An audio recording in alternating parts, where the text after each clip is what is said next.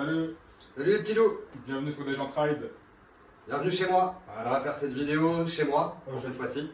Aujourd'hui, on est dans ton atelier. Exactement. La dernière vidéo, on était dans mon atelier. C'est ça. Aujourd'hui, on présente une nouvelle vidéo chez Alex. Donc, c'est là où il conçoit tous ses vélos. Aujourd'hui, on ne va pas vous parler de vélo électrique. Enfin, du moins, on ne va pas vous parler de vélo. D'un vélo, ouais. D'un vélo. On va vous parler des différents types de moteurs électriques qu'on peut retrouver dans le commerce. Donc, il y a trois types de moteurs qu'on connaît. Il y a le moteur pédalier, il y a le moteur réducté et il y a le moteur direct drive. Ouais. Donc, on va vous faire un petit comparo avantages, inconvénients de ces différents moteurs. Pourquoi choisir l'un, pourquoi choisir l'autre. Et puis, voilà, on va vous faire une vidéo vraiment complète de tout ça.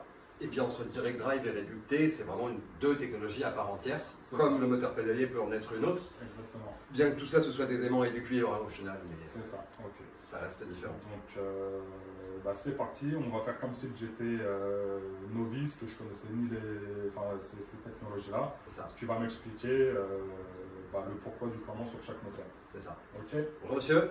Bonjour. Vous allez bien? Ça va. Je reçois que sur rendez-vous, foutez-moi le camp tout de suite. Donc du coup, je souhaiterais acheter un vélo électrique. Ouais. Qu'est-ce que vous Tu veux faire électrifier un bon vélo ça, pour aller bosser, faire un petit peu de couillon avec et tout ça. J'ai vu que dans le commerce, il y avait énormément de moteurs pédaliers. Ouais. Que dans la rue, de ce que je vois tous les jours, il y a énormément de personnes qui ont des moteurs pédaliers. Pourquoi ils ont ce moteur-là? Est-ce que c'est efficient? Est-ce que c'est pas efficient? Est-ce que c'est un attrape-poumon? Je sais pas. Donc, est-ce que tu peux m'expliquer le moteur pédalier? Ouais. Alors, le moteur pédalier, il y a 4 grandes marques que tout le monde connaît. Ouais. Bosch, Yamaha, Brose et Shimano. Il y a Chengyi qui fait des Chengyi Motors, qui fait des moteurs roues au top, qui fait des moteurs pédaliers aussi. Il y a Bafang qui fait des moteurs pédaliers adaptables et non adaptables, qui sont faits pour aller sur un cadre, celui-là et par un autre, et voilà. Et le moteur pédalier, c'est quelque chose qu'on pose jamais quasiment, parce qu'on en est revenu de plus en plus, toi comme moi. Le moteur pédalier, le souci en fait, c'est sa consommation de tout ce qui tourne dedans et de tout ce qui fait tourner. Plateau, chaîne, cassette et les pièces en rotation à l'intérieur. C'est des arbres de roue libre primaire, secondaire, des axes traversants, un train hélicoïdal. En gros, c'est un moteur roue mais qui est dans le pédalier, donc il reporte la puissance pour faire court avec un pignon, une chaîne, pour que ça fasse tourner dans le boîtier, le plateau, que la chaîne tire la roue arrière et voilà.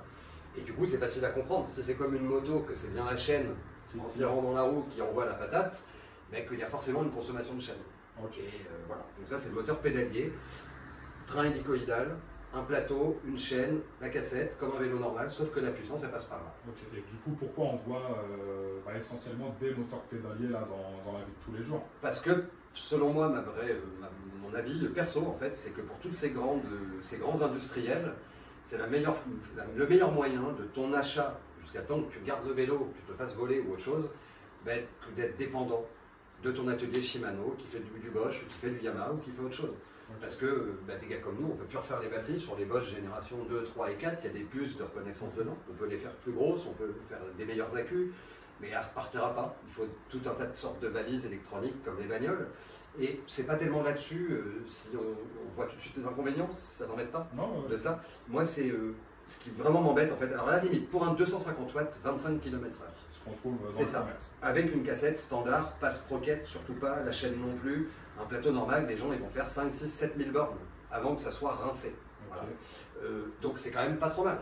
Par contre, nous on fait des speed bikes et dès qu'on passe un vélo qui roule à 45, 65 et plus encore, en fait, là, tu as une consommation de cassettes, de chaînes et de plateaux qui est phénoménale. Ouais, ça t'oblige à changer régulièrement toute la transmission. Ah, mais c'est ça. Rappelle-toi du club d'enduro dans les Landes, le mec qu'on a refait les vélos, c'était 800 km. Ouais, tout était flingué. Et tout était flingué, exactement. Et tous les 2 fois, tout était flingué dans le moteur aussi. Voilà.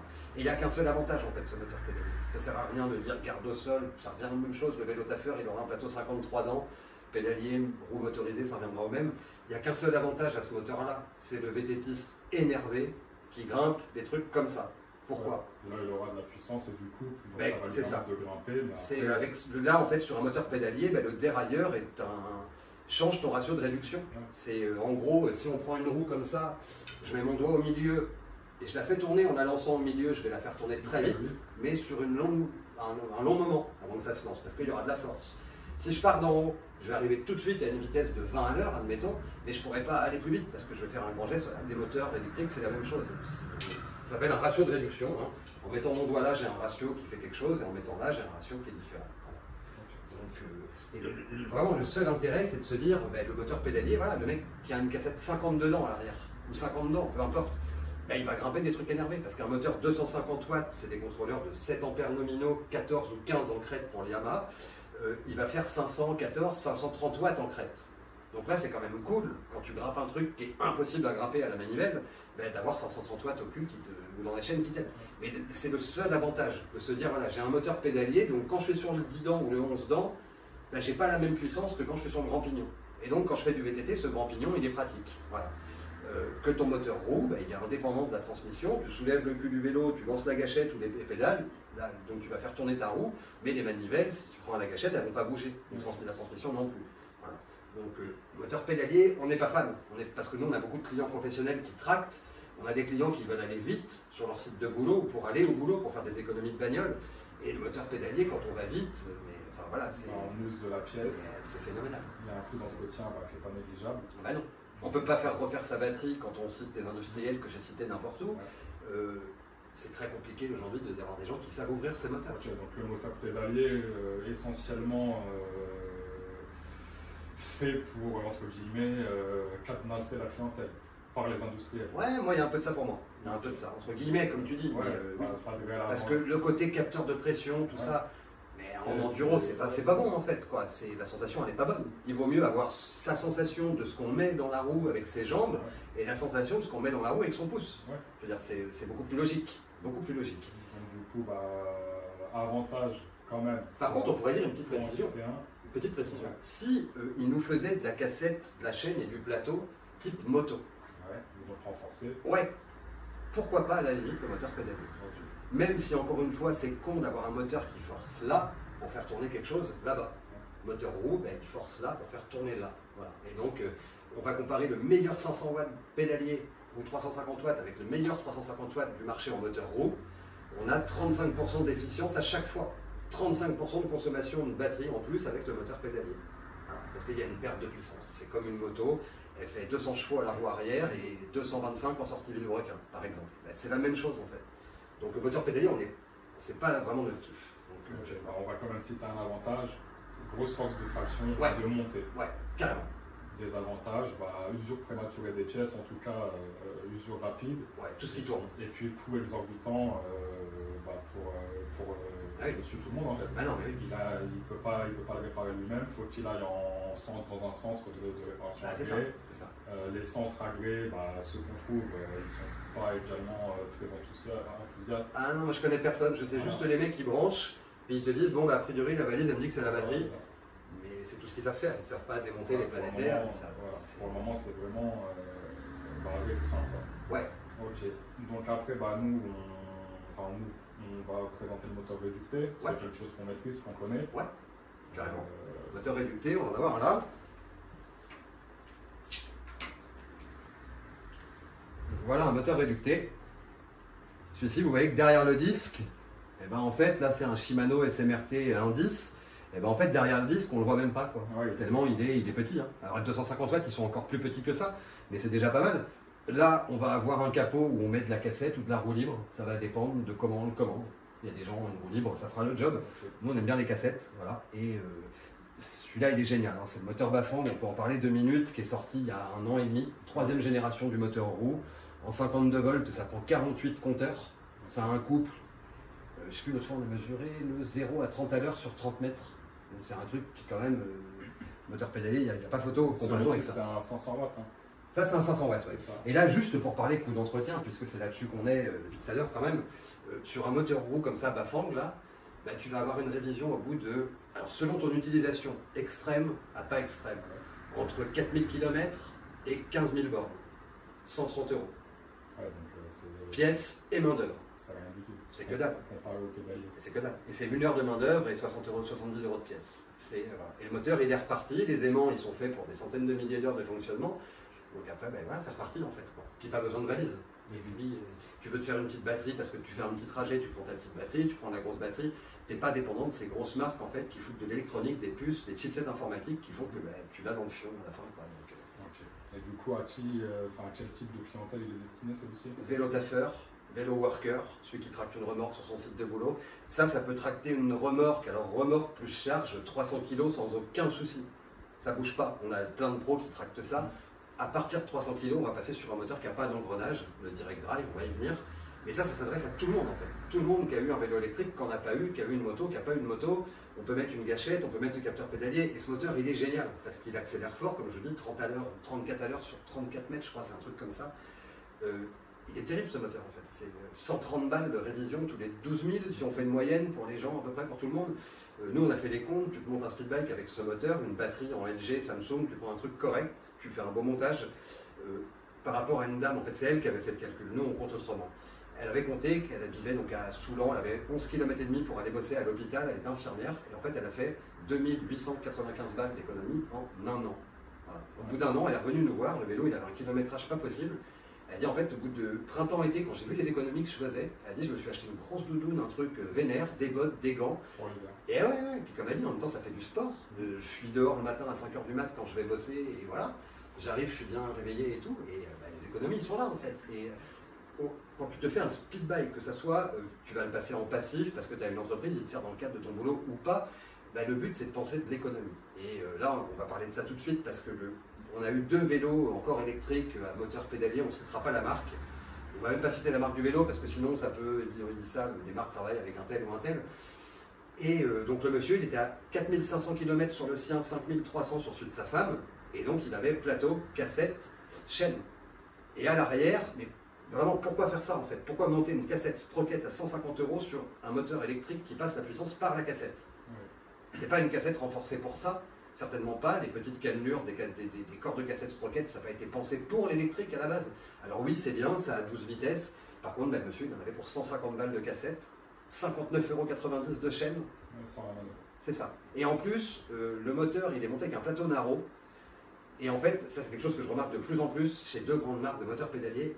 En fait, quand c'est monté en plateau Narrow, que ce soit un tout petit ou un moyen, sur une cassette Sprocket avec une chaîne Sprocket, et ben en fait, on n'a jamais une bonne ligne de chaîne.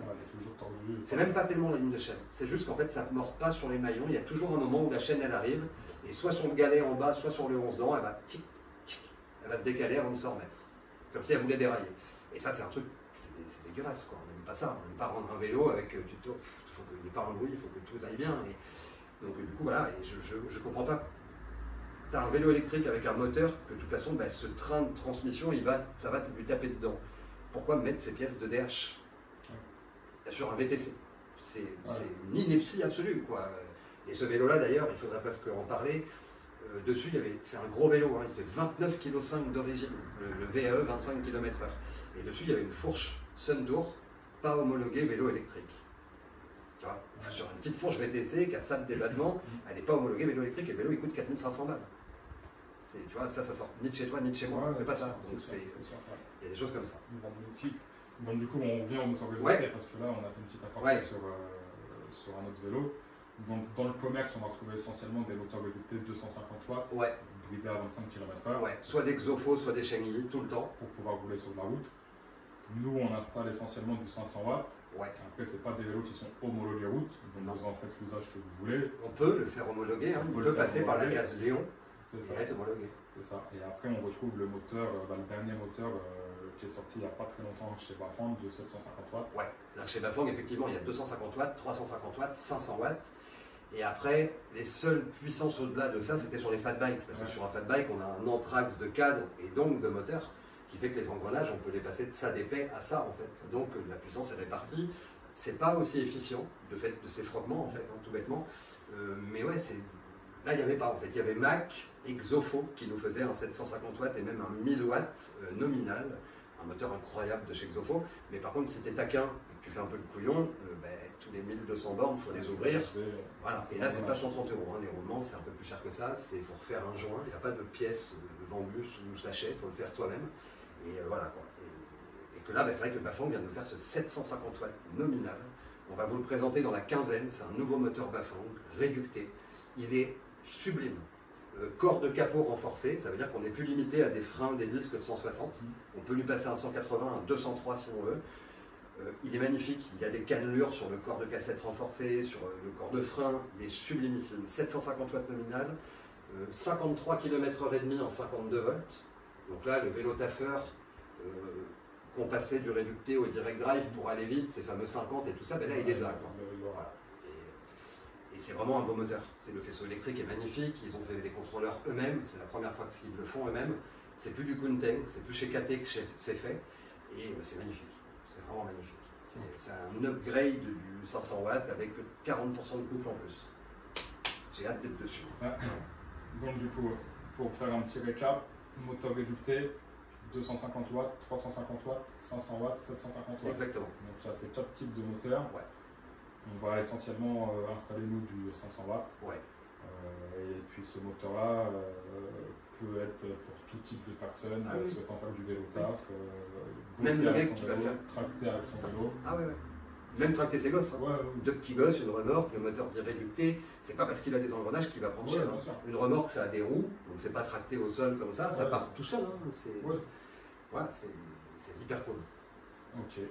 Et après, il y avait quelque chose que je voulais dire, c'était sur le 500 watts, 750 watts, je l'ai mangé. Mais ça va me revenir. Oui, si, voilà. Là, en plus, comme je disais, en cassette roue libre, alors en plus de pouvoir mettre de la pièce standard de super facture, si on montre cette cassette-là, ça doit être du 1142, je crois, quelque chose comme ça, je ne vais pas regarder maintenant, mais c'est de la super belle cassette chez Shimano, c'est top du top. Ben ça coûte 55 balles. Donc on est loin du standard Sprocket qui va coûter 3 fois plus cher pour une dent de plus, enfin un pignon de plus. Et qui ne sera pas adapté pour le vélo en plus. Non, pas du tout. Mettre du Sprocket sur un vélo électrique, c'est fou. Bah reste là du coup. Bien chef. Non, parce que là on a fait le tour, je pense, du moteur réducté. Ouais, alors je disais oui, on peut monter donc du standard. Et surtout, c'est ça qu'il faut dire aux gens. Le mec qui va faire 8000 bornes pour aller au boulot, 4000 bornes pour les copains, les courses et machin. Un moteur réducté, il va préserver votre groupe de transmission. Contrairement au moteur pédalier. Le moteur pédalier, il tire dans la transmission pour que votre roue elle tourne. L'autre, il fait tourner la roue toute seule, indépendamment de la transmission, chaîne, cassette, plateau. Et du coup, on peut mettre un plateau à 30 balles. On peut mettre une chaîne à 8 € en dépannage de chez Leclerc, une cassette micro-shift à 9,90 €, et en fait vous ferez 12 ou 15 000 bornes avec. Parce que l'aide dans le moyeu est telle que la transmission elle va prendre que les jambes. Voilà. Et quand on a un vélo comme ça, quand on part du stop, on le fait rarement qu'avec les pads. Donc c'est des pièces qui vont durer hyper longtemps. Donc on va pouvoir changer ces cassettes pour un moindre coût et avoir une durée de vie 3-4 fois supérieure par rapport à des choses 3 fois plus chères sur le moteur pédalier. Quand on pense à tout ça, il y a un moment où on se dit, ça va moins vite, ça consomme plus de batterie, ça coûte un pognon fou à entretenir, et les pièces qu'on monte dessus ne sont pas standards. Et on ne peut rien rénover nous-mêmes, parce que de toute façon, si on débranche, on n'a pas la valise pour faire repartir. Donc non, c'est pas...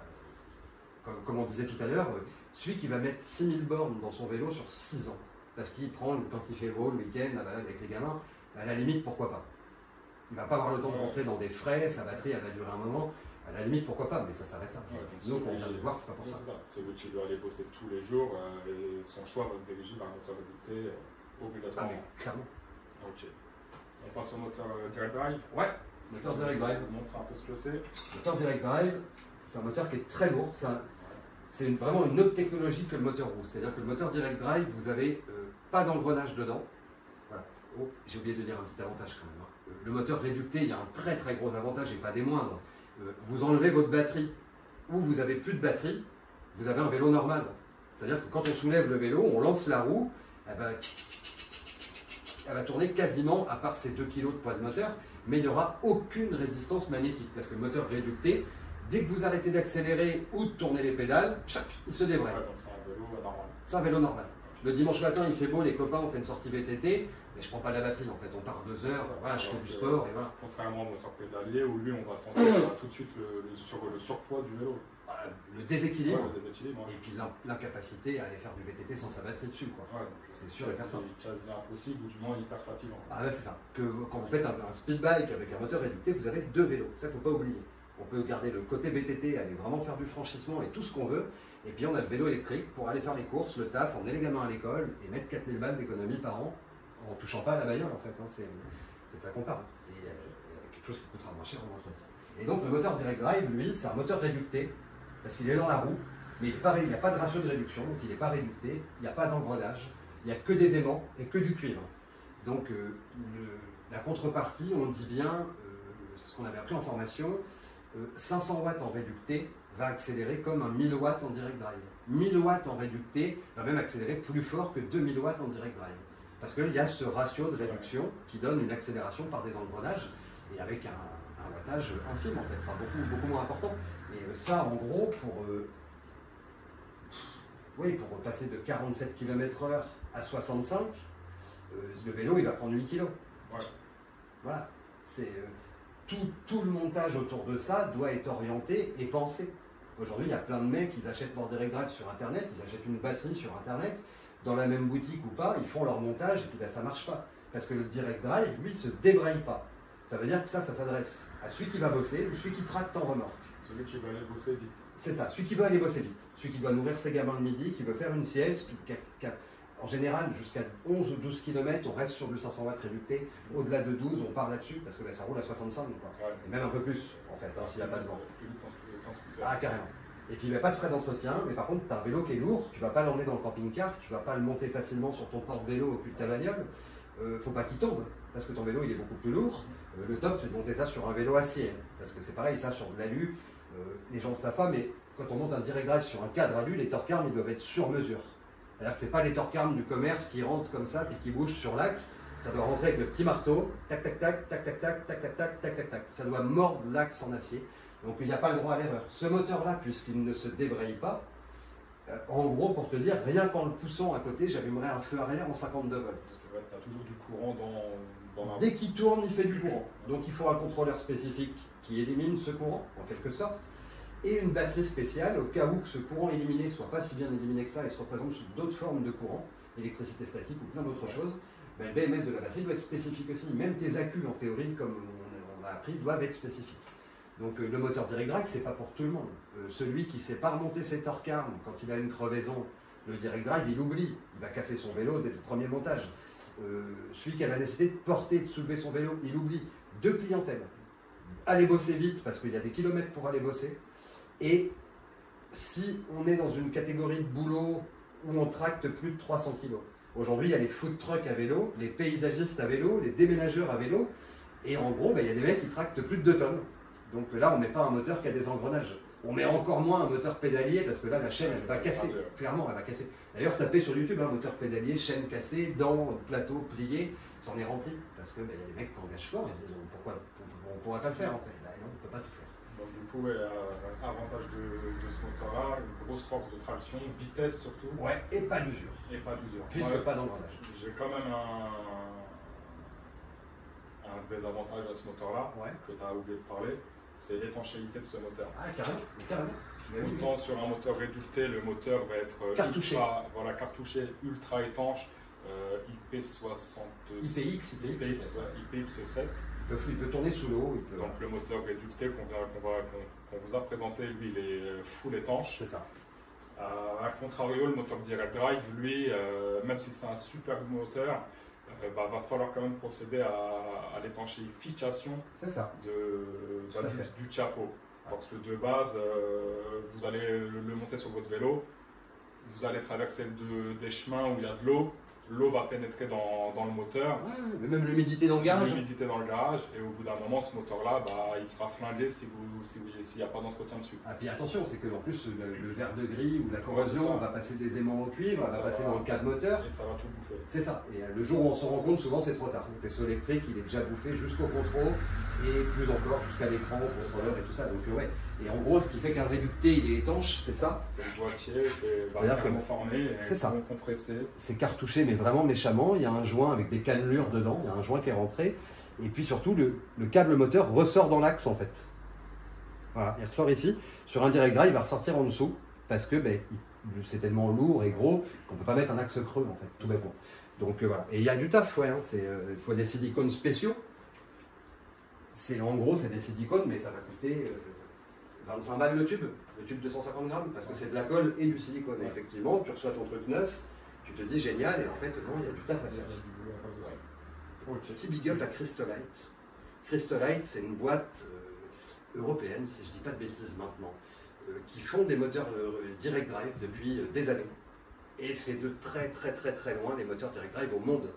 C'est assemblé sur des faisceaux électriques de tout type. Kuniteng, enfin KT, Schweizerei, même Nukular. C'est-à-dire que le contrôleur russe qui défonce tout sur le monde entier, eh ben, il peut être monté là-dessus. Voilà. Crystolite, torque arm intégré sur ton axe moteur, que tu viens caler soit sur le haut banc, soit en dessous, en haut ou en bas. C'est monstrueux. Et là, il n'y a rien à refaire. Hein. On ouvre le truc, c'est cannelé, il y a des joints, c'est bien plus étanche. Voilà. Okay. C'est vrai que qu'on soit sur des constructeurs asiatiques, européens, c'est toujours la même chose, un direct drive. Et quand on fait remonter le truc au constructeur, ils te disent oui, mais ça tourne, donc l'eau elle se barre. Ben non, en fait, parce que quand je rentre chez moi, l'eau elle va pas tourner. Donc, voilà. Et c'est un direct drive, il faut être bricoleur ou vraiment s'y connaître en vélo. Et de toute façon, c'est comme on dit, hein, vitesse, pas d'usure, tracter des charges lourdes, des remorques. Sur le direct drive. Sur le direct drive, okay. C'est ça. En réducté, on peut y aller les yeux fermés. Ah mais oui, ça c'est... que des avantages, pas d'inconvénients. Moteur réducté, mais c'est clair. Ou très très peu. Quoi. Deux vélos en un. Voilà, c'est ça. Ça c'est génial. Et moteur pédalier, en tout cas nous concernant, à éviter. Si vous pouvez. Sauf sur le 250 watts. Sauf sur le 250 watts. De là à dire que ça a du sens, non. Mais que ça fonctionne, oui, ça fonctionne. Okay. Est-ce que c'est efficient de voir des batteries qui font 800 Wh et qu'on tape un peu dedans pour 70 bornes d'autonomie? Ah non, avec une 800 Wh sur nos 500 watts, on fait plus que 70 bornes. Et en tapant dedans du début à la fin. Quoi. Donc, nous, quand on fait nos montages perso aussi, on prend des valeurs de tolérance qui sont hyper élevées. Le chef, c'est le contrôleur. Il va demander tant à la batterie. Dans le pire des cas, la valeur de crête, on va prévoir des accus qui peuvent donner le double. C'est une batterie qui ne chauffera pas. Même si elle reste en crête pendant 15 km dans l'Alpe d'Huez, voilà. Et malheureusement, dans le commerce, on trouve pas. C'est pas fait comme ça. C'est fait de façon industrielle. Ouais, on va au plus bas, ça, voilà, que ça tienne 5 ans, les gens ne nous emmerderont pas. Ils reviendront chez nous, on leur refacturera la réparation, la révision, et puis nous on est gagnants parce qu'on les garde avec nous. Ah ouais, ils font soi-disant des trucs étanches. Sans compter l'obsolescence programmée sur ce genre de vélo. Moi je me pose la question, je ne vais pas l'affirmer, on met ça avec des points d'interrogation, mais comment expliquer que dans toutes les marques qu'on connaît en Occident, on va dire, comment expliquer qu'à 9000 bornes, toutes les batteries tombent en panne, toutes, sans exception, et les moteurs sont flingués aussi. Alors les moteurs, je comprends, pièces en rotation, ça tracte une roue, si tu fais 120 kg ou 100 kg, ça aide pas, mais oui, il y a des choses étranges. Quand je vois, je vais donner un exemple, le premier vélo électrique que j'ai eu quand j'ai mis le pied dedans, ça fait quelques années maintenant, c'était un moteur Shengyi, 36 volts, 250 watts, moteur roue réducté, une efficience à la Shengyi, c'est hors norme, c'est les meilleurs au monde. Ce vélo-là, j'ai fait 33 000 km avec, je l'ai revendu à un ami à moi, et je lui ai dit, mais avant de te le revendre, en fait, je vais refaire ta batterie, la reconditionner, et surtout, je vais refaire tes engrenages, parce que 33 000 bornes, le moteur, il doit être... Normalement, c'est fondé. Ah, mais il doit être rincé, j'en étais à 2 roues litres dessus, et voilà. Et en fait, je te le jure sur ma vie, on a posé la chose sur un étau chez lui, on s'est mis au-dessus, on a superposé les engrenages neufs qu'il nous avait envoyés sur les vieux. Ça n'avait pas bougé. Le biseau de la dent, c'était le même hauteur, même longueur, même angle. On a dit on remonte comme ça en fait, on remet le joint neuf et pouf, ça a parti. Ça fait 2 ans et demi, là il bosse avec tout le temps. Et puis il n'y a jamais une galère avec. C'est un moteur pédalier, tu t'imagines toi, un vélo qui a 7 ans, qui a fait comme ça 40 000 km, mais tu as changé 4 fois la batterie, 8 fois la cassette. Enfin, ça n'a pas de sens. Ça n'a pas de sens. Ok, on a fait le tour pour cette petite présentation. C'est ça. Donc c'est terminé pour celle-ci. Ouais. Prochaine vidéo, je réfléchis en même temps, je pense qu'on fera une présentation sur les chambres à air. Surtout sur une chambre à air magique. Sur une chambre à air magique. On va vous apprendre en fait sur un vélo électrique ou pas, roue arrière, comment changer sa chambre à air sans démonter sa roue. Voilà, et ça c'est magique. On la laisse sur le vélo, on laisse la roue sur le vélo et il n'y a pas besoin de rien faire et on change sa chambre à air. Et souvent, en fait, si on veut faire ça, c'est que c'est un argument de nous dire ouais, mais avec une roue électrique, défaire le torque arm, les gros écrous, c'est plus du boost, c'est un peu long, tout ça au bord d'une route. Ben là, en fait, non, quoi, parce que c'est à côté du vélo et ça prend 10 minutes à tout casser en se gréant une clope. Donc, ça sera la prochaine vidéo. Ouais. Et puis plein de trucs qui arrivent. On va vous montrer là les vélos. On voulait faire cette vidéo sur les technologies avant de présenter nos vélos. Et là, vous allez avoir des vélos qui arrivent en acier au chrome molybdène avec des moteurs qui fracassent des culs, on peut le dire comme ça. Et vous allez vous en prendre plein les yeux. Donc voilà, c'est en cours de montage et ça va arriver toutes les semaines, petit à petit. Et puis on espère que ça vous plaît. Et puis n'hésitez pas à vous abonner, liker et puis nous poser toutes les questions que vous avez sur vos vélos, vos projets de vélo. C'est notre taf, donc on est là pour ça. Voilà. C'est fini? C'est fini pour moi. Ok. Bon bah à plus et à bientôt sur Des Gens Ride. Ciao les petits. Salut. Salut.